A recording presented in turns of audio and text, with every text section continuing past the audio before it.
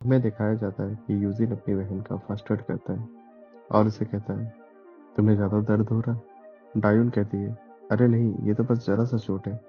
तभी यूजिन कहता है, लेकिन तभी तुम्हें अपना ध्यान रखना चाहिए।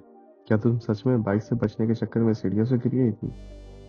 डायून कहती है, हाँ, इससे अच्छा तो यही रहता है कि तुम बाइक से ही टक्कर खा लेती। तभी डायून कहती है, मुझे पता है, हाँ हाँ। क्या तुम्हें सही में लगता है कि तुम्हें हॉस्पिटल जाने की ज़रूरत नहीं है? तभी डायून सर नीचे झुका के कहती है, हाँ, मैं ठीक हूँ।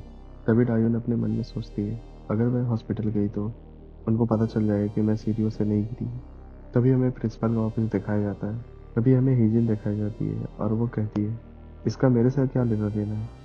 आप मुझे उसकी पिटाई के बारे में क्यों पूछ रहे हैं? तभी डायून उसे देखती है और कहती है, वो तुम थी। हीजिन कहती है, नो, मैं नहीं थी।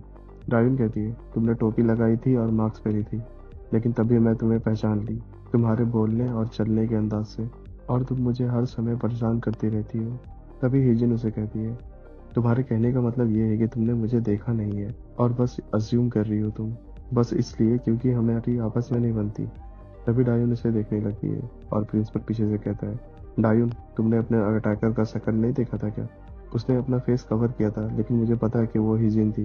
तभी हिजिन की माँ कहती है, आप क्या इसे खींचने की कोशिश कर रहे हैं?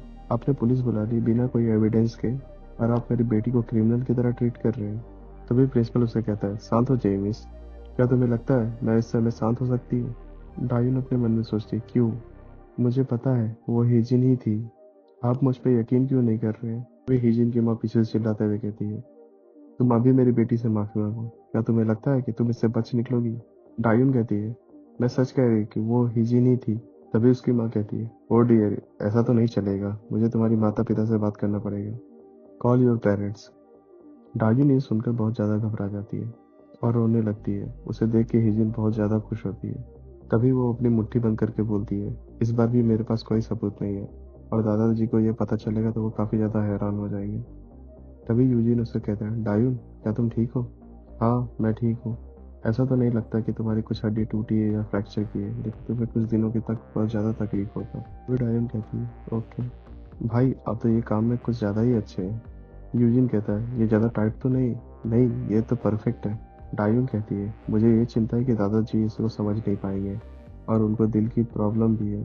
तभी यूजिन कहता है, ऐसा है क्या? डायून कहती है, इसकी दवा वो हर रोज़ लेते हैं। कोई बात नहीं, तुम आराम करो, मैं दादाजी से बात कर लूंगा। ओके। तभी यूजिन वहां से जाने लगता है और डाइन पीछे से कहती है, थैंक यू। तभी यूजिन उसको स्माइल देता है और चला जाता है। अच्छा हो कि मैंने भाई को कुछ नहीं बताया इसके बारे में। तभी यूजिन को तो समझ में आ जाता है कि ये चोट उसे सीढ़ियों से गिरने से नहीं लगी है, लेकिन वो सोचता है हमारे जैसा स्टूडेंट तो ये नहीं कर सकता है। तभी वो बहुत गौर से सोचने लगता है। तभी हमें क्लब दिखाई जाती है और कुछ लोग वहाँ बात करते रहते हैं, और वो कहते हैं, कल की बात तो पूरे स्कूल में पता चल गई, कैसे एक लड़के ने सबको हरा दिया। तभी उसमें से एक बंदा पूछता है, किमसो, क्या ये सब तुम इग्नोर कर दोगे?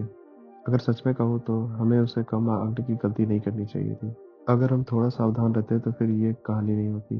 तभी उसमें से एक बंदा कहता है, हम इसे ऐसे तो नहीं छोड़ सकते। तभी उसमें से एक और बंदा कहता है, अगर हम एक साथ हमला कर दे तो वो क्या कर लेगा? तभी किमसो कहता है, उसके साथ तो कुछ तो गड़बड़ है, लेकिन मैं उसे अनदेखा नहीं कर सकता। वो अपनी गिलास को जोर से पकड़ लेता है और कहता है, क्या मैं सही कह रहा हूँ? हम कोई मार्शल आर्टिस्ट थोड़ी है जो एक एक करके लड़ेंगे। कल हम उसे पक्का सबक सिखा देंगे। तभी किमसो को फोन आता है। किमसो पूछता है, क्या हुआ? तभी उसकी बहन कॉल पे कहती है, क्या तुम सही में अभी बाहर में हाइड आउट कर रहे हो? जो बात है वो कहो। तभी हिजिन कहती है, तुमको तो मेरा थैंकफुल होना चाहिए। तुम किस बारे में बात कर रही हो? तभी हिजिन कहती है, मैंने उसे ठिकाने लगा दिया, उस डायून की बच्ची को। तभी किमसो कहता है, क्या? सच कहो तो कल जो हुआ उसके बाद अगर तुम कुछ नहीं करती तो ये बहुत ज्यादा अपमानजनक बात होता। तभी वो हंसता है और कहता है, तुम मेरी बहन हो, लेकिन तुम पागल हो। कोई बात नहीं, गुड जॉब। हम लोग तो प्लानिंग कर रहे थे उसे सबक सिखाने का। तभी कोई क्लब में एंट्री करता है और वो मोटा लड़का देख के घबरा जाता है। वो यूजिन रहता है जो क्लब में एंट्री करता है। तभी किमसो कहता है, क्या वो खुद यहाँ तक आया? और यहाँ पे हो क्या रहा है? तभी वो लोग टेबल से उठ जाते हैं और यूजिन उन सभी को देखने लगता है। तभी किमसो कहता है, मैं तुमसे दोबारा रीमैच तो करने ही वाला था। तभी यूजिन एक बंदे का फेस पकड़ता है, उसको जमीन पर जोरदार पटक देता है। तभी दूसरा बंदा उसको मारने के लिए आगे बढ़ता है। यूजिन उसको अपने एल्बो से एक जोरदार मुक्का मारता है उसके फेस पे।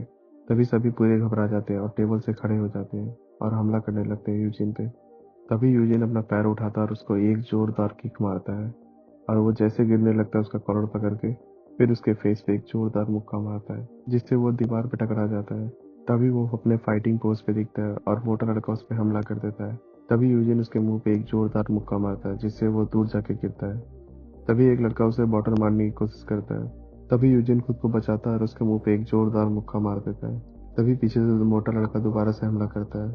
तभी यूजिन नीचे झुक कर बच जाता है और उसका कलाई पकड़ के उसके मुंह पे एक जोरदार मुक्का मारता है और वो दूर जाके गिरता है। तभी यूजिन एक लड़के का बाल पकड़ता है और अपने नी से उसके फेस पे एक जोरदार किक मारता है, जिसके कारण उसके मुंह से काफी ज्यादा खून निकलने लगता है।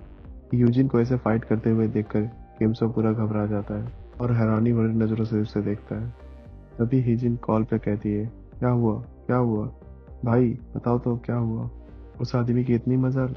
तभी यूजिन कहता है, किमसो। वो पूरा घबरा जाता है, क्या तुम्हें ये बात साफ साफ समझानी पड़ेगी। यूजिन पूरा गुस्से में रहता है और कहता है, मेरी बहन से पंगा मत लेना।